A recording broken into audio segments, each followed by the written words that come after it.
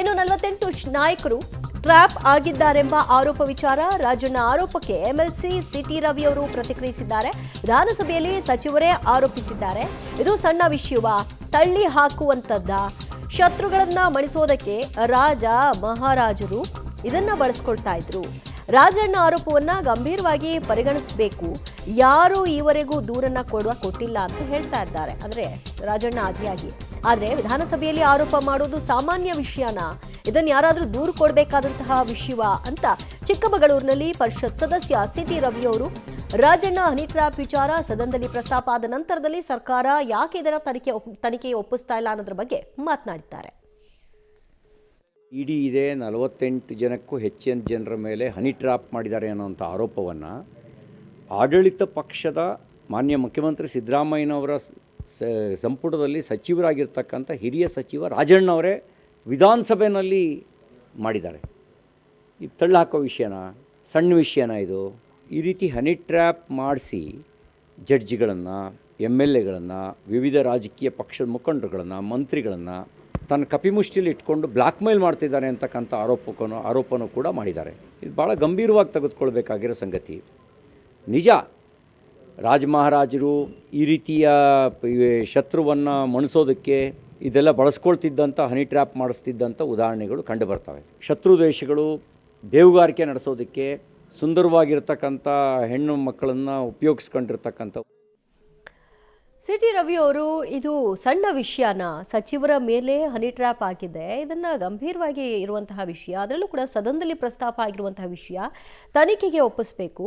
ಅದು ಬಿಟ್ಟು ಇದನ್ನ ತಳ್ಳು ಹಾಕುವಂತಹ ಪ್ರಯತ್ನವನ್ನ ನಡೆಸಲಾಗ್ತಾ ಇದೆ ಅನ್ನೋ ವಿಷಯವಾಗಿ ಅವರು ಮಾತನಾಡಿದ್ದಾರೆ. ಜೊತೆಗೆ ಈ ರೀತಿಯ ಹನಿ ಟ್ರ್ಯಾಪ್ ಈಗೆಲ್ಲ ರಾಜ ಮಹಾರಾಜರ ಕಾಲದಲ್ಲೂ ಕೂಡ ಆಗ್ತಾ ಇತ್ತು.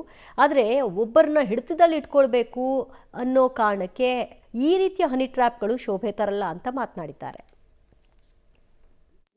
ಸಂಸ್ಕೃತಿಯನ್ನ ನಾವು ನೋಡ್ತಾ ಇದ್ದೀವಿ. ಈ ರೀತಿ ಸ್ಪೀಕರು ಈಗಾಗಲೇ ಅಧ್ಯಕ್ಷರು ಹೇಳಿದ್ರು, ಬನ್ನಿ ಬನ್ನಿ ಬನ್ನಿ, ಯಾರು ಹೇಳಿದ್ದಾರೆ? ಯಾವ ಸ್ಪೀಕರ್ ಹೇಳಿದ್ದಾರೆ ಹಿಂಗೆ? ಆಕ್ಚುಲಿ ಮಾರ್ಷಲ್ಸ್ ಏನು ಮೇಲೆ ಬಂದಾಗ ಅಲ್ಲೇ ತಡೀತಾರೆ ಅವ್ರನ್ನ. ಅವ್ರು ತಡೀತಾ ಇದ್ರು ಸ್ಪೀಕರ್ ಬರ್ಲಿ ಬರ್ಲಿ ಅಂತ ಹೇಳಿದ್ರೆ ಯಾರ ಪ್ರಚೋದನೆ? ಸ್ಪೀಕರ್ ಪ್ರಚೋದನೆ ತಾನೇ ಇದರಲ್ಲಿ. ಸ್ಪೀಕರ್ ಪ್ರಚೋದನೆಯಿಂದಾನೇ ಆಗಿರೋದು. ನಾನು ನೇರವಾಗಿ ಆಪಾದನೆ ಮಾಡ್ತಾ ಇದ್ದೀನಿ. ನಾನು ಇವತ್ತೇನು ಕೂಡ ಸ್ಪೀಕರ್ ಜೊತೆ ಮಾತಾಡಿದ್ದೀನಿ. ನಾನು ಮಾತಾಡಿದು ಸದನಕ್ಕೆ ಗೌರವ ತರುವಂಥ ವಿಚಾರ ಅಲ್ಲ ಅಂತ ಹೇಳಿದ್ದೀನಿ. ನಾನು ಇದಕ್ಕಿಂತ ದೊಡ್ಡ ಹೋರಾಟಗಳು ನಡೆದಿದೆ. ಸಿದ್ದರಾಮಯ್ಯನವರೇ ಬೂಟ್ ಕಾಲು ಹಾಕ್ಕೊಂಡು ಬಾಗಲ್ಗಳನ್ನೆಲ್ಲ ಒಳಗಡೆ ಒದ್ದಾಕಿದ್ದಾರೆ. ಜಮೀರ್ ಅಹಮದ್ ಮೇಲೆ ಹಲ್ಲೆ ಮಾಡೋ ಪ್ರಯತ್ನ ಮಾಡಿರೋದು ನಾವು ಸದನದಲ್ಲಿ ನೋಡಿದಿರಿ. 18 ಜನ ಪೇಪರ್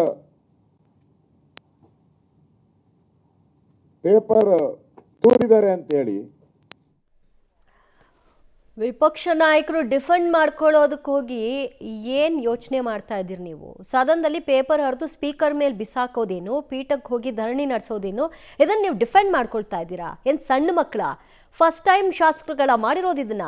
2-3 ಬಾರಿ ಶಾಸಕರಾಗಿದ್ದೀರಿ, ನಿಮಗೆ ಅವ್ರು ಪ್ರಚೋದನೆ ಕೊಟ್ರಂತೆ, ನೀವು ಅಲ್ಲಿ ಹೋದ್ರಂತೆ. ಏನು ಡಿಫೆಂಡ್ ಮಾಡ್ತಾ ಇದ್ದೀರಿ ನೀವು? ಹೌದು, ಧರಣಿ ನಡೆಸೋ ಇದರಲ್ಲಿ ತೀವ್ರತೆಯಲ್ಲಿ ಆ ಭರದಲ್ಲಿ ಹಂಗಾಗಿದೆ ಅನ್ನೋದನ್ನ ತಪ್ಪನ್ನು ಒಪ್ಕೊಳ್ಳೋದು ಬಿಟ್ಬಿಟ್ಟು ಆ ಕಡೆಗೆ ಅವರು ಬನ್ನಿ ಬನ್ನಿ ಅಂದ್ರಂತೆ, ಇವರು ಹೋದ್ರಂತೆ. ಏನು ಸಣ್ಣ ಮಕ್ಕಳು?